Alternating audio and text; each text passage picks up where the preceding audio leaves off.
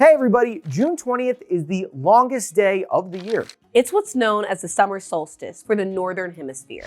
It happens when the Earth's tilt towards the sun is at its maximum. So some cities could see up to 15 hours of sunlight. Okay, let's get to our question of the day. June is Pride Month, and there are lots of parades and events to celebrate the LGBTQ+ community. And we're curious, do you know why the symbol for pride is a rainbow flag? We've got the answer coming up. Vermont just made a big statement about climate change and who's responsible when it causes damage. Earlier this month, it became the first state to pass a law that requires companies that produce fossil fuels to pay for destruction caused by global warming. Fossil fuel companies produce non-renewable energy sources like oil and gas, and the emissions from these sources cause temperatures to get warmer. Climate change is responsible for lots of extreme weather across the globe, like wildfires, premature melting ice, and flooding. Last year, there was extreme flooding in Vermont from torrential rain. It was the worst natural disaster in the state since the 1920s. As part of the new law, Vermont will ask fossil fuel companies to pay up for the last 30 years of climate-fueled devastation in the state. That money will go towards new roads, home relocation, and upgrades to make things more energy efficient. The law is the first of its kind, so it's probably going to face a lot of legal challenges. But other states like Maryland, California, and New York are considering similar laws. This next one is about a war going on in Sudan, which is a country in Africa. So, we get it if you want to watch this with somebody. Sudan borders 7 different countries, including Egypt, Libya, and Chad. What's going on there is complicated, so let's break it down. There has been unrest in the country for years. The latest fighting began in April of 2023.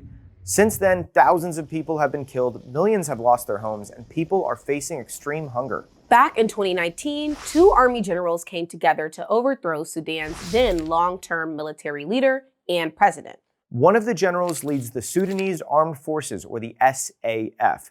The other is the leader of the paramilitary group, the Rapid Support Forces, or the RSF. A paramilitary group looks and acts like an army, but is not officially recognized by the country.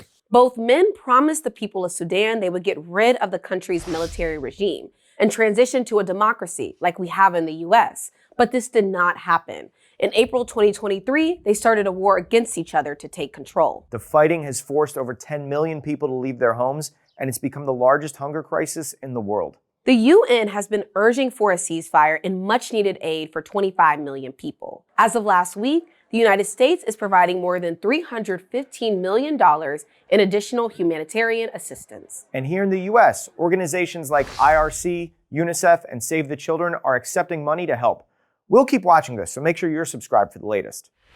A shipping channel in Baltimore, Maryland has fully reopened after a major bridge collapsed there in March. A ship lost power and crashed into the Francis Scott Key Bridge. 6 people died, and teams have been working to clean up the debris since the accident. And most sea traffic was blocked until now. About 50,000 tons of steel and concrete had to be removed from the river in order to reopen. Now that the passageway has been restored, shipping through the Port of Baltimore can ramp back up, which is good news because it's one of the busiest ports in the US. Leaders from all over the world were in southern Italy last week for the G7 summit. The G7, which stands for Group of 7, is a meeting between leaders from the US, Canada, France, Germany, Italy, Japan, and the UK. These countries are some of the richest democracies with shared goals. Russia was part of the group, then called the G8, until 2014 when it invaded a neighboring country. And China, which is run by a dictator, has never been included in the group.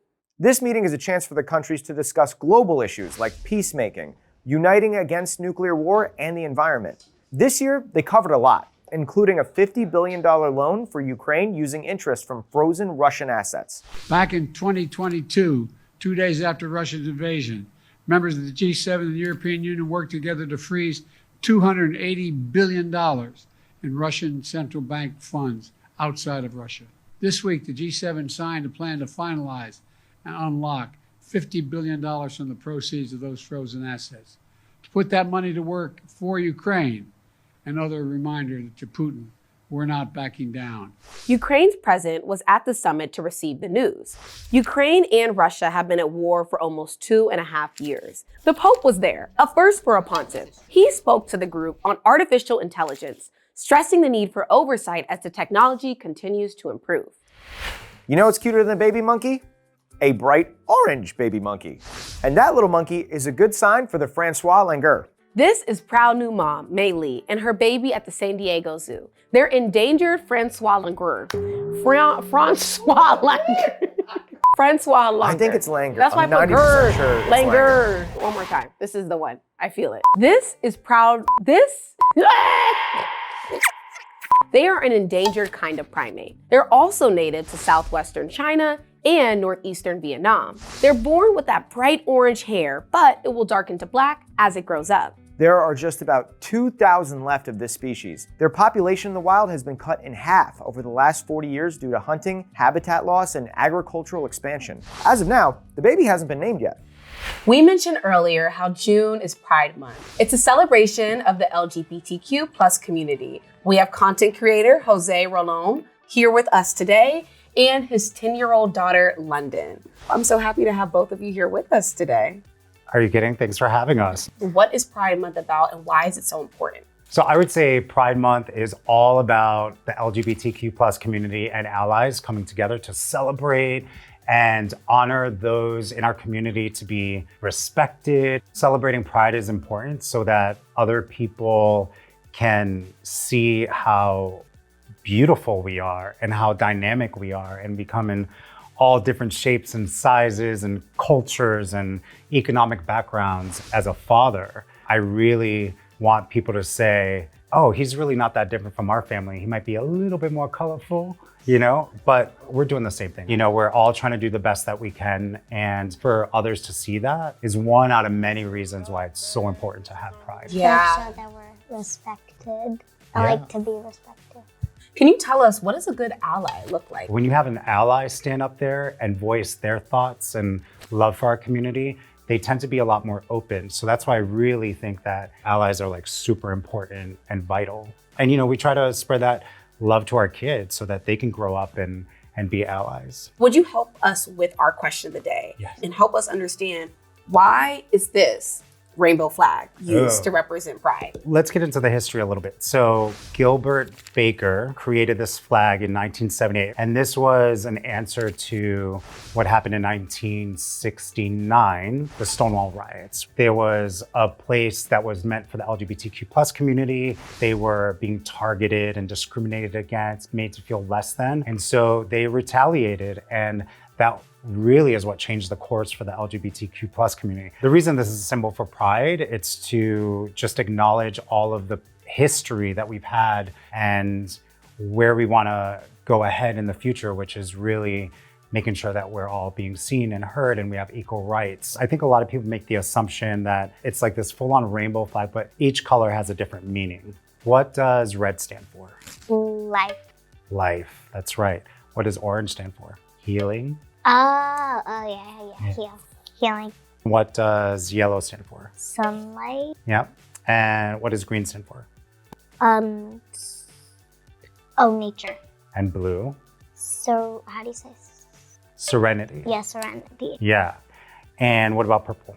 Spirit. And I think the flag will continue to change over time. The reason for this is to show solidarity as a symbol for the LGBTQ plus community. What is your favorite thing about Pride and celebrating with your family?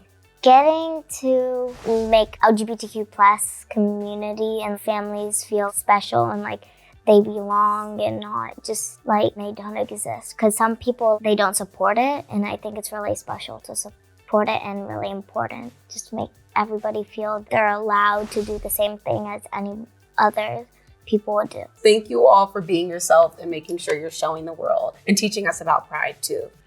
Astronomers discovered a new planet outside our solar system, and it's being described as fluffy and light, with a similar density to, wait for it, cotton candy.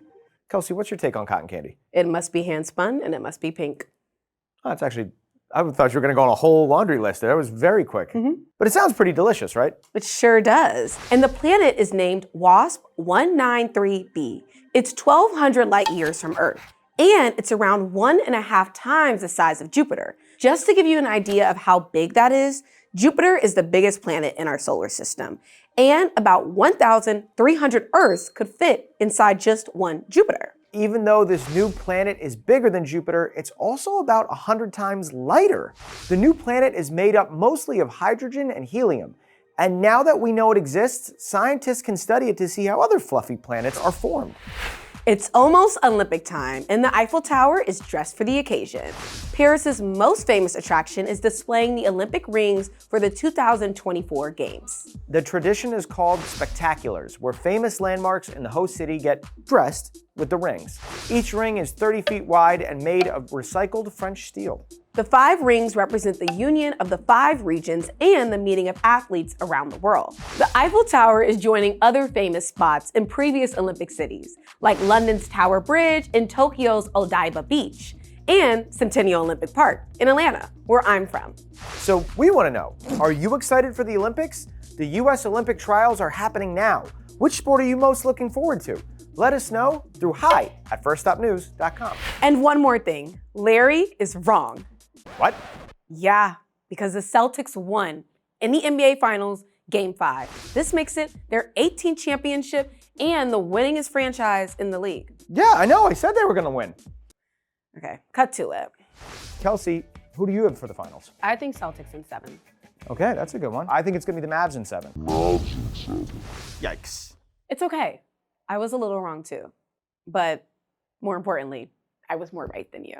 Well, that's not the only championship going on this week. The Stanley Cup could have a new home tomorrow. The Florida Panthers have another shot at shutting down the Edmonton Oilers. The Panthers lead the series 3-2 after the Oilers' victory on Tuesday night. Regardless, you can always find out who's right and who's wrong here at First Stop News. Like and subscribe, and we'll see you next week. There it was, Katie didn't know how to say it, so I said it for myself. Go.